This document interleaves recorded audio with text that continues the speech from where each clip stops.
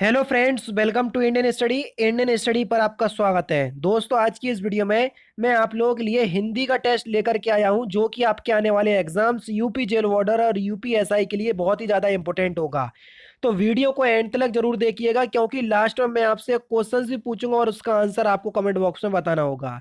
पिछले 2-3 दिनों में आप लोगों की बहुत ज़्यादा कमेंट्स आए कि ऑडियो जो है वो बहुत कम आ रही है। हाँ दोस्तों, वो इस वजह से क्योंकि जो पुराना माइक था वो ख़राब हो चुका था, इसलिए मैंने दूसरा माइक मंगवाया हुआ था। तो जब तक नहीं आ जाता था तब तक आप लोगों को कॉम्प्रोमाइज़ करना था। लेकिन अब ऑडियो आप लोगों के लिए अच्छी आ रही होगी और सारा जो आप लोगों को ऑडियो है अच्छे से सुनाई दे रही होगी, बिल्कुल क्लियर सुनाई दे रही होगी। तो कमेंट में ज़रूर बताइएगा कि ये जो माइक मैंने मंगवाया है उससे ऑडियो आप लोगों की बिल्कुल ठीक आ रही है मेरी आप लोगों के पास या नहीं। ठीक है, तो टाइम को ना वेस्ट करते हुए हम पहले क्वेश्चंस की तरफ बढ़ते हैं। पहला क्वेश्चन, आविर्भाव का सही विलोम शब्द क्या होगा, ये हमसे पूछा गया है। आविर्भाव का विलोम शब्द, तो आविर्भाव का विलोम शब्द हो जाएगा तिरोभाव। तीसरा ऑप्शन आपका बिल्कुल क्या हो जाएगा, करेक्ट हो जाएगा। उन्मूलन का विलोम शब्द हमको बताना है कि उन्मूलन का विलोम शब्द क्या होगा। यह क्वेश्चन आपका इलाहाबाद हाई कोर्ट में पूछा जा चुका है। तो उन्मूलन का विलोम शब्द हो जाएगा रोपण। चौथा ऑप्शन आपका बिल्कुल करेक्ट है। नेक्स्ट क्वेश्चन, बाघ और बकरी एक घाट पानी पीती हैं, शुद्ध वाक्य चुनिए। इसमें कौन सा शुद्ध वाक्य है, ये एक सेंटेंस आपको दे दीजिए जो कि अशुद्ध है, इसको शुद्ध करके आपको बताना है। बाघ और बकरी एक घाट पर पानी पीते हैं, यानी कि पहला ऑप्शन आपका बिल्कुल करेक्ट है। नेक्स्ट क्वेश्चन, एक गाय, दो घोड़े और एक बकरी मैदान में चर रहे हैं, तो इस वाक्य का शुद्ध वाक्य हमको बताना है कि शुद्ध वाक्य कौन सा है। 42 में एक गाय, दो घोड़े और एक बकरी मैदान में चर रही हैं, यानी कि इस क्वेश्चन का तीसरा ऑप्शन आपका बिल्कुल करेक्ट है। मैं आपकी श्रद्धा करता हूं, इस वाक्य का शुद्ध वाक्य बताइए। मैं आप पर श्रद्धा रखता हूं, यानी कि तीसरा ऑप्शन आपका बिल्कुल करेक्ट है। कौन सा, तीसरा ऑप्शन। शुद्ध वाक्य आपको बताना है। घनिष्ठ का बिल्कुल शुद्ध आप लोगों को वर्तनी बतानी है कि शुद्ध वर्तनी क्या होगी। दूसरा ऑप्शन आपका बिल्कुल करेक्ट है। घनिष्ठ इस प्रकार से लिखा जाता है, दूसरा ऑप्शन आपका बिल्कुल क्या हो जाएगा, करेक्ट हो जाएगा। शुद्ध शब्द चुनिए, वही आपको बताना है कि औद्योगिक आप किस प्रकार से लिखेंगे, जल्दी देखिए। तो आपका जो सही आंसर हो जाएगा वह हो जाएगा औद्योगिक, यानी कि इस क्वेश्चंस का कौन सा, पहला ही ऑप्शन जो है वो आपका बिल्कुल क्या हो जाएगा, करेक्ट हो जाएगा। नेक्स्ट क्वेश्चन, जंगल में लगने वाली आग, फिल इन द ब्लैंक्स।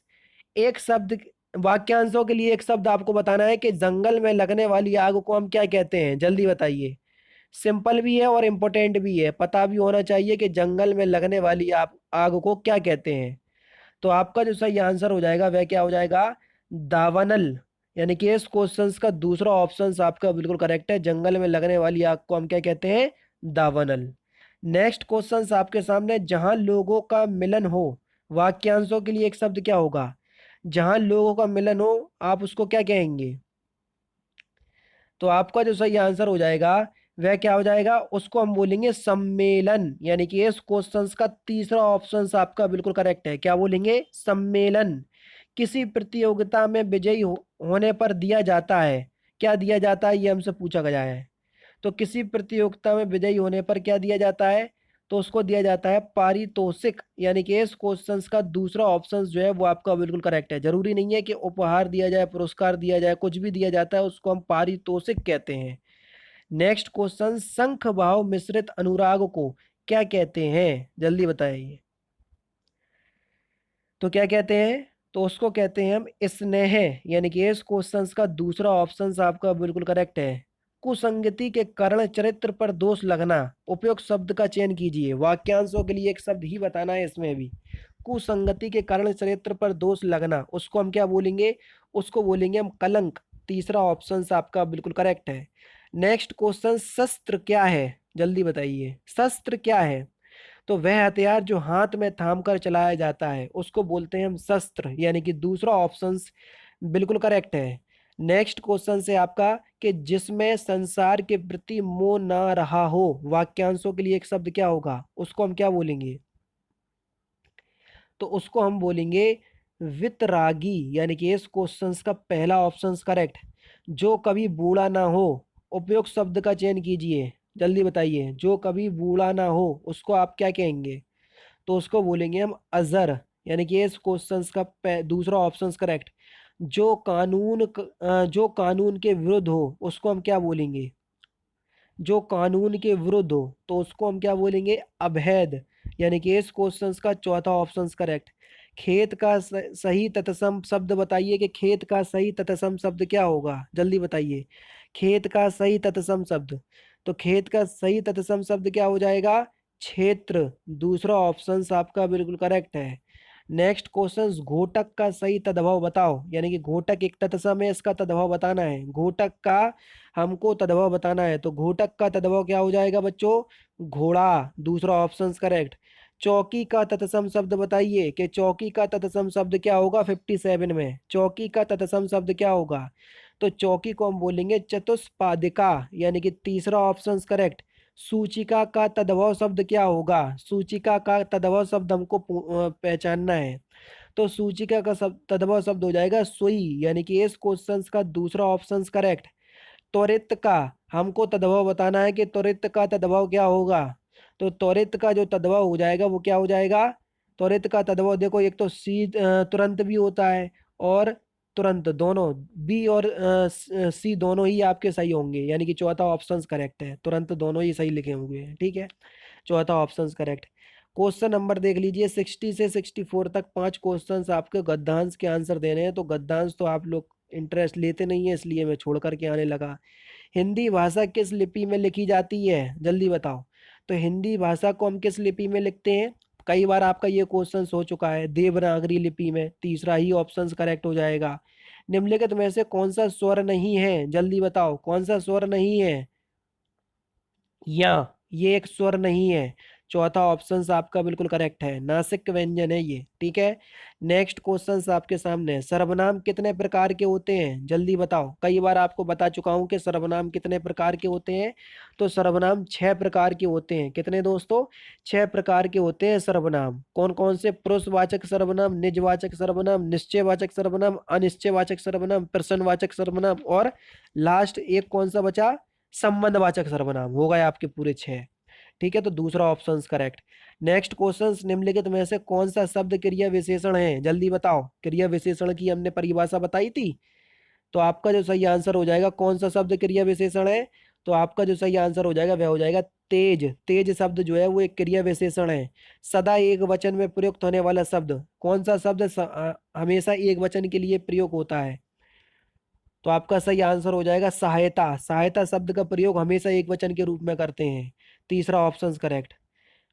भूर्व। भूर्ध्व का संधि विच्छेद बताइए। भूर्ध्व का संधि विच्छेद, तो भूर्ध्व का संधि विच्छेद क्या हो जाएगा? भू प्लस ऊर्ध्व। यानी कि इस क्वेश्चन का दूसरा ऑप्शन आपका बिल्कुल क्या हो जाएगा? करेक्ट हो जाएगा, ठीक है ना। इसमें कौन सी संधि होगी? दीर्घ संधि होगी, ठीक है ना। नेक्स्ट क्वेश्चन की तरफ चलते हैं। हथियाना में कौन सी क्रिया है, जल्दी बताओ। हथियाना में कौन सी क्रिया है? तो हथियाना एक प्रकार की नाम धातु क्रिया है। कौन सी? नाम धातु क्रिया है। चौथा ऑप्शन आपका बिल्कुल करेक्ट है। वह क्रिया जो संज्ञा, सर्वनाम या विशेषण में प्रत्यय जोड़कर बनाई जाती है उसको नाम धातु क्रिया कहते हैं, ठीक है। अब हथियाना हाथ से बना, हाथ से बना है हथियाना, तो इसमें संज्ञा, सर्वनाम, विशेषण में प्रत्यय जोड़ दिया। हाथ जो है वो एक क्या है? संज्ञा या सर्वनाम या विशेषण है। इसमें प्रत्यय जोड़कर हथियाना क्रिया बन गई, ठीक है। और ऐसी क्रिया जिसमें संज्ञा, सर्वनाम या विशेषण में प्रत्यय जोड़कर जो बनाई जाती है उसको नाम धातु क्रिया कहते हैं। समझ में आ रहा ना कि नाम धातु क्रिया कौन सी होती है। उच्चारण का संधि विच्छेद क्या होगा? तो उच्चारण का सही संधि विच्छेद क्या हो जाएगा? उत प्लस चारण। यानी कि इस क्वेश्चन का तीसरा ऑप्शन आपका बिल्कुल करेक्ट हो जाएगा। यहाँ व्यंजन संधि होगी, ठीक है ना। नेक्स्ट क्वेश्चन, वा का उच्चारण स्थान बताओ। वा का उच्चारण स्थान, तो वा का उच्चारण स्थान क्या हो जाएगा, जल्दी बताओ। दंतोष्ट। यानी कि इस क्वेश्चन का तीसरा ऑप्शन आपका बिल्कुल करेक्ट हो जाएगा, ठीक है ना। नेक्स्ट क्वेश्चन, राम ने खाना खाया, खाया होगा में कौन सी क्रिया है? राम ने खाना खाया में खाया होगा कौन सी क्रिया है, जल्दी बताओ। तो यहाँ पर संगिध भूत है, यानी कि इस क्वेश्चंस का कौन सा दूसरा ऑप्शन आपका बिल्कुल करेक्ट है। ठीक है। और लास्ट क्वेश्चन 75 में आप लोगों को देख लीजिएगा, ये एक सेंटेंस दिया और यार अलावर के 4 सेंटेंस आप लोगों के सामने ये दिए, तो आपको जोड़ करके एक सेंटेंस बनाना है। तो इस क्वेश्चंस का आंसर आप मुझे कमेंट बॉक्स में बताएंगे, क्योंकि कल ऐसे 4 सेंटेंस मैंने आपको करवाए थे। अगर आप सीख गए हैं तो उस इस क्वेश्चंस का आंसर आप मुझे कमेंट बॉक्स में जरूर बताइएगा। ठीक है। तो दोस्तों ये था आपका हिंदी का टेस्ट, जो कि मैंने आज की इस वीडियो में आपको कवर करवा दिया। वीडियो अच्छी लगे तो वीडियो को 500 लाइक तक जरूर पहुंचा दीजिएगा। तो दोस्तों फिलहाल की वीडियो में सिर्फ इतना ही। अगर आपको वीडियो पसंद आए तो प्लीज़ दोस्तों वीडियो को लाइक कीजिएगा, शेयर कीजिएगा और साथ ही साथ हमारे चैनल को सब्सक्राइब करना ना भूलें, क्योंकि मैं रोजाना इसी तरह की वीडियोज़ आप लोगों के लिए लाता रहता हूँ। नमस्कार दोस्तों, जय हिंद, जय भारत।